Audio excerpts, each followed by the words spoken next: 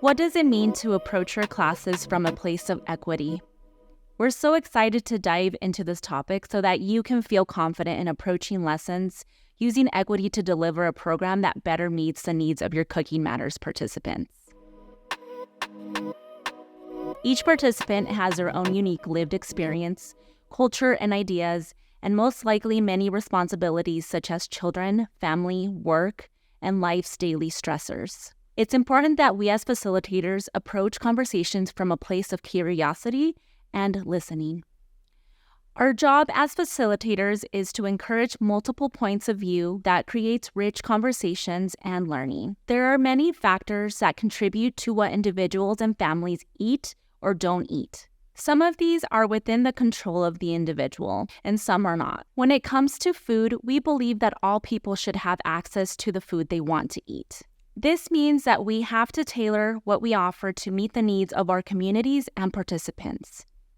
Equity requires you to work on solutions with the people who are affected that will help achieve the same outcome for all people. No participant left behind.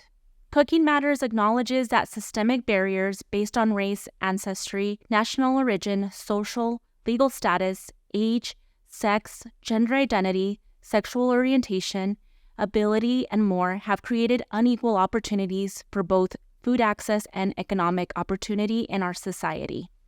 As facilitators, it is our job to be sure that the space we create is equitable. Let's explore how we can create a more equitable experience. Since everyone participates in a class with different levels of experience and abilities, take the time to assess what works for each individual, not just the majority of the group.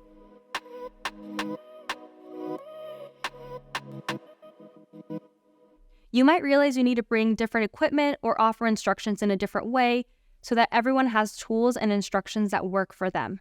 During each class, make sure you listen to why participants are there in the first place. Ask if they cook, what kinds of foods they cook, and challenges they face in feeding their families. You may be surprised by what you hear. What successes have you all had getting your kids to try new foods? Well, I let my kids help me when I prepare my food. And thank you, that was great. What do you all consider when you're choosing food for your family? I consider buying in bulk. By taking time to listen, you'll have the chance to make your conversations more relevant, engaging, and meaningful. This gives an instructor a great base to develop a trusted relationship and tailor or adjust content based on their needs.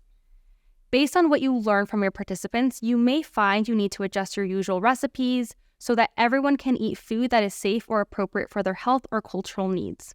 Or you may need to adjust the way you guide conversations depending on how the participants want to be engaged, like visual versus hands-on learners.